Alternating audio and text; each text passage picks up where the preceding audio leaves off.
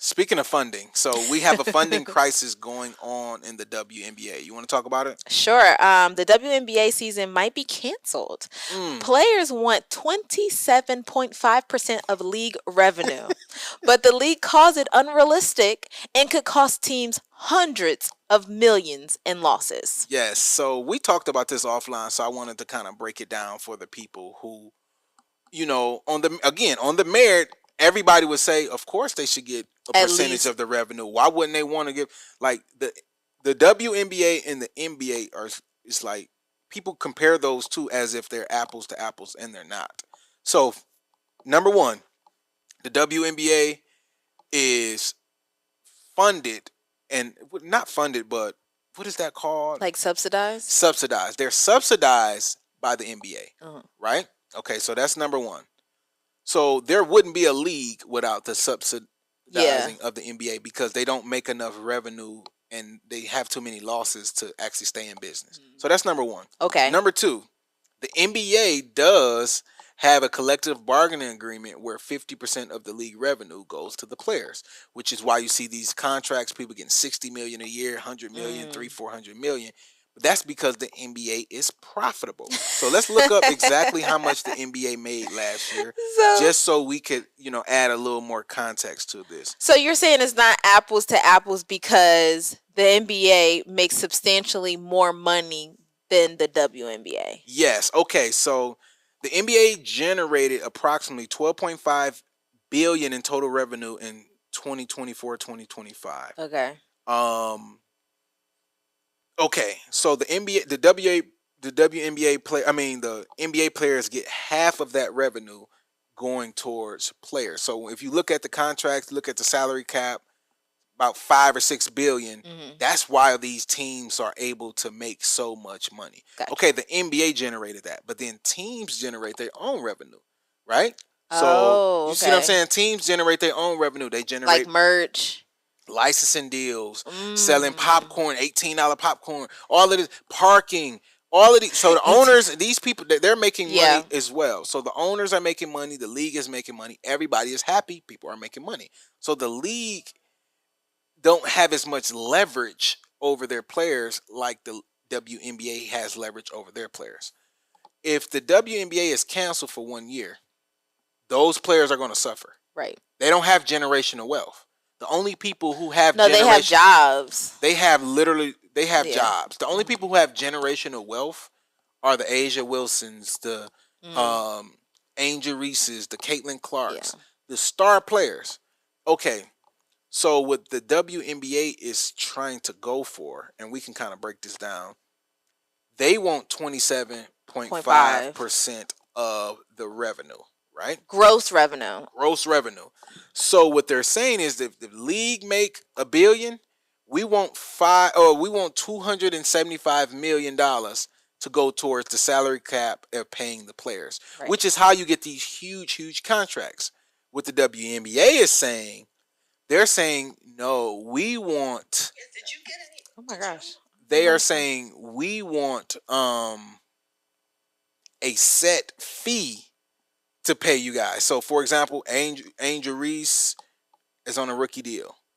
So they pay her like $80,000 a year, or some shit like that. Right? I did see that. I think everybody was upset. The rookie deal next year, if the WNBA gets their way, would be Angel Reese would be making like $250.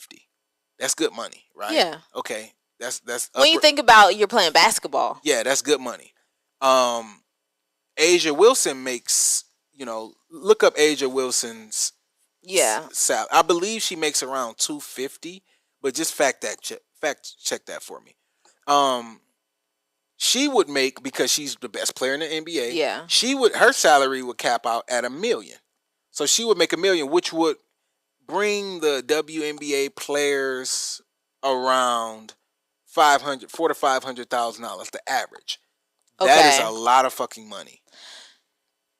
Okay, I mean, if you average it out, that's a lot of money to play basketball. Yeah, she makes around $200,000 to $227,000. Yeah, so she'll make $1 million. So her salary overnight, if this deal is signed, will go up 4 times, 4x. Angel Reese is theirs to go up 3x or whatever, but Angel Reese is in a weird position because she's not the best player, but she's a marketable player. Yeah, so she's still a franchise She's still player. a franchise player because of who she is. Yeah. So the league is continuing to grow.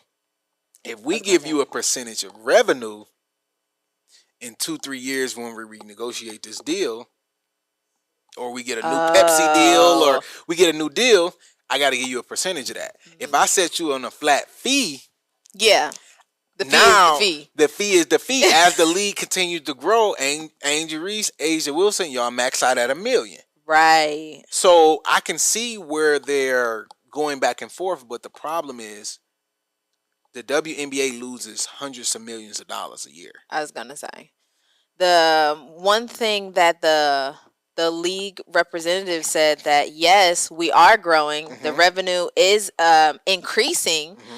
But with all of those increases is, your travel expenses that we pay for. Yeah, they start upgrading the travel because they used to have like WNBA players flying in like coach. Really? Yeah, they used to be like they didn't now they got their own planes. I was gonna say, you see what I'm saying? They flying private. Yeah, that costs money. Just the infrastructure of the league as it grows, they have to grow with it. Yes. So I can understand. And listen, I'm the chaplain of the culture, so I'm always like, I'm for the people. I'm for the people. Yeah.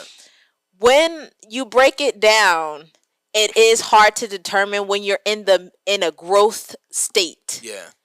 Now, if this was something that they had more numbers on, we've done this for the last 3 years. It's kind of been the numbers have been the numbers for that, but because they're in a growth state, it changes everything. It's unclear. And that's why they want a percentage and not a fixed fee, because the percentage incentivizes them to continue growing the league, and they will grow with the league, which is how LeBron, Kobe, and all of them. Like, if you think about Jordan, Michael Jordan didn't make all his money playing basketball.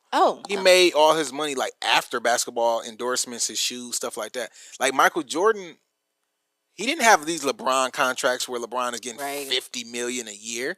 The league wasn't as big then. They didn't make as much revenue then. That's true. Now, like Magic Johnson signed like a 30-year deal for $30 million, $1 million a year, or 20-year deal, $20 million, some crazy shit like that. And that was like a generational deal. Wow, but like nowadays the average dude off the bench making $20 million. I was about to say, and you don't have to trade 20 years of your life. A good role player right now is making 20 M's. Yeah. So another thing we talked about, and I want your perspective on this as well, is they started out too low. So when you're negotiating, if you accept minimum wage, we in Georgia, so minimum wage is $7.25. You said that. If you accept $7.25 and you get to doing a job, and now you're like, what the fuck? This job is really worth $45 an hour. Right. Well, it's going to be hard for you to go back to your boss and say, hey, actually, I want a raise. All right, we could talk about a raise. What you want?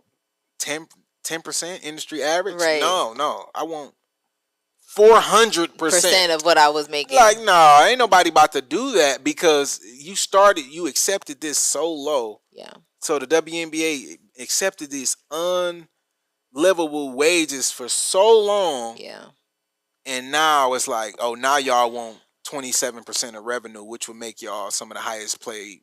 Like, nah. But I also think it might be a little different for Angel Reese and Caitlin Clark, because when they came into the WNBA, they came in with so much anticipation and hype behind them. Yeah. I've never gone into a bar and seen the WNBA playing. Yeah. When Angel Reese got into the WNBA, I started seeing women's basketball. It's like a bar in on Indiana. TV. It's like a bar in Indiana, and they're saying they only playing like women's sports. Okay. We posted about that. I was gonna say, but it's something that I hadn't seen before. Correct. And people were requesting like, oh, this is Angel Reese.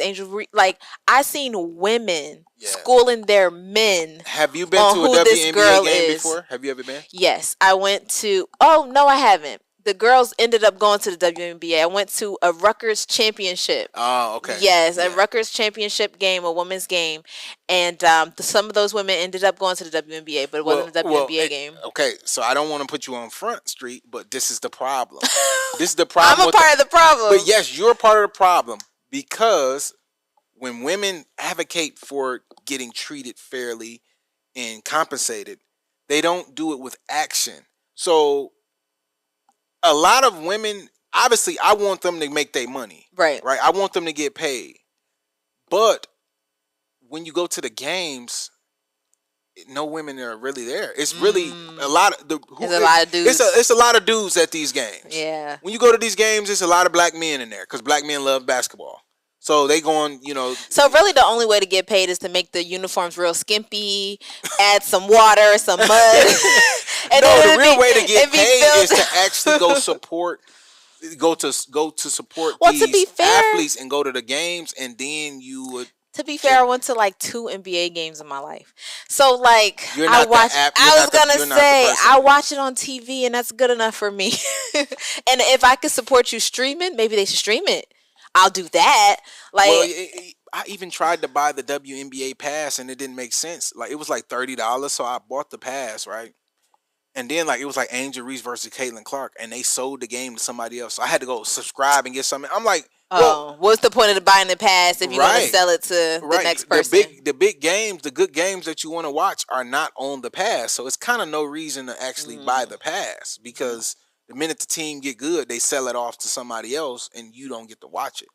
So I want them to get their money. I understand they're growing. I think they should take the deal that triple and quadruple their salaries, because I think the difference between making 70, 80 grand and 250 is a big difference. Yeah. That's a big jump. Yeah. Like your whole life changes. Like, yeah. Like you can drive what you want. You can live where you want now. Like you can say what you want now. Yeah. You can actually save. If we being honest, like these WNBA players making, like 80 grand a year, 70 like grand. They're not doing better than the average Joe. They're not. Well, in a way, because at the end of the day, you are playing a game. Yeah. So you're doing what you love. Yeah. You're doing what you love, and it's intense, but it's also recreational. Mm-hmm. You're out here playing. Yeah. So and they get 401ks. So they get they get benefits and stuff like that. So I think that now that it is growing and it's getting more competitive, it does deserve more money. Why don't they just do like a rotating scale? Like, we'll give you what you want for 4 months or something, and if it's not looking good, we get to renegotiate some type of deal and push it back about a year, so they can give like a tentative deal right now. But like a guarantee. Yeah. If we could push it back. Yeah, I think because shutting the NBA down, the WNBA, is not going to help the player. It's not going to help the owners. It's not going to help the league. It's not going to help. It's going to slow down. Nobody wins. It's going to slow down their their momentum and everything. So nobody really wins, but the ladies are really going to lose.